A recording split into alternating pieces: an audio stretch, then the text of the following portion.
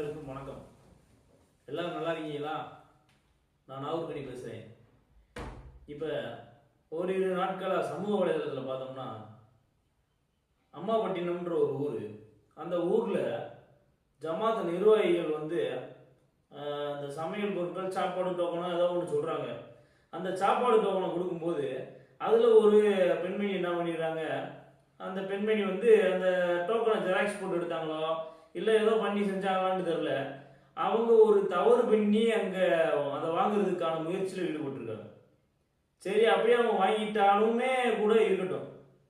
அப்போ அந்த மாதிரி ஒரு சூழ்நிலை நடைபெற்று இருந்தா ஜமாத் நிர்வாகிகள் இருக்கக்கூடிய நீங்க என்ன செஞ்சிருக்கணும்? இல்லை என்ன செஞ்சிருக்கணும்? அப்படி செய்தது தவறுன்னு அந்த அம்மாவுக்கு ஒரு உபதேசம் பண்ணி அந்த அம்மாவுக்கு தேவையானது என்னன்றதை கேட்டு கொடுத்துருந்தீங்கன்னா நீங்க ஜமாத்துல இருக்கிறீங்க அப்படின்றதுல ஒரு அர்த்தம் இருக்கு. சும்மா ஜமாத்துன்னு ஊருக்கு சொல்லிக்கிட்டு ஜமாத்துன்ற பேர்ல கட்ட பஞ்சாயத்து பண்றது, பெண்களை அவமரியாதை செய்யறது. இந்த இடத்துல பாத்தீங்கன்னா அந்த பெண் இருக்காங்க, அந்த பெண்ணை தட்டி கேட்கறது யாரு கேட்கணும்? ஒரு காவல்துறையிலே ஒரு பெண்ணை விசாரிக்கிறதுக்கு பெண் காவலர்களை உருவாக்கி வச்சிருக்காங்க. சரிங்களா? பெண் காவலர்களை உருவாக்கி வச்சு பெண்களை விசாரிக்க சொல்றாங்க. மகளிர் காவல் நிலையம் இருக்கு. இந்த சூழ்நிலையில எந்த காரணத்தை வச்சு ஒரு பெண்ணை ஆண்களாக இருக்கக்கூடிய நீங்க எல்லாம் சேர்ந்து விசாரணை பண்றீங்க? அதுல அந்த பெண் அணிந்திருக்கக்கூடிய அந்த மேல இருக்கக்கூடிய மக்களா துணி எழுதுறீங்க. இதுக்காகத்தையும் உங்களை ஜமாத்துல உட்கார வச்சிருக்கோமா? இதுக்காகத்தையும் நீங்க அங்க உட்காந்துருக்கீங்களா? ஒரு பெண் தவறே செஞ்சாலும் பசியில் இருக்கும்போது அது எப்படி தவறாகும்? ஒரு பசிக்காக ஒரு பொருளை ஒரு பெண் எடுக்கிறாங்கன்னா அது நீங்க அந்த பசியை ஏற்படுத்துறதுக்கான காரணத்துல நீங்க இருக்கீங்க.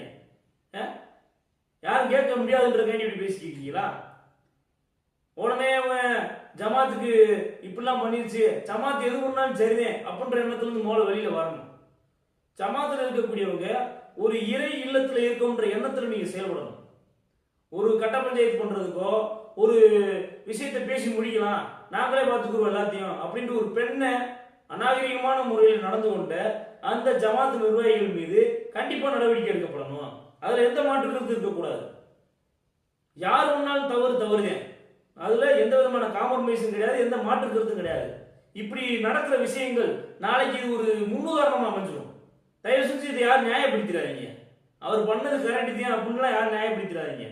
சொல்லிட்டு வருவீங்க, அந்த அம்மா ஒரு திருடினாங்க, அவங்க ஒரு திருடியா இருந்தாங்க, அவங்க அப்படி இருப்பாங்க இப்படி இருப்பாங்க, அவங்க ஏன் அவங்க பல குற்றச்செயல் ஈடுபட்டிருக்காங்க, இப்படி கட்டுக்கதையெல்லாம் கட்ட முயற்சி பண்ணாதீங்க. பண்ணது தவறுனா தவறுன்னு போல ஒத்துக்கிற மனப்பான்மைக்கு வாங்க. இப்படி ஒரு சூழ்நிலை நீ தொடர்ந்தால் அதனை சாதாரண பாட்டுக்கு பொறுத்து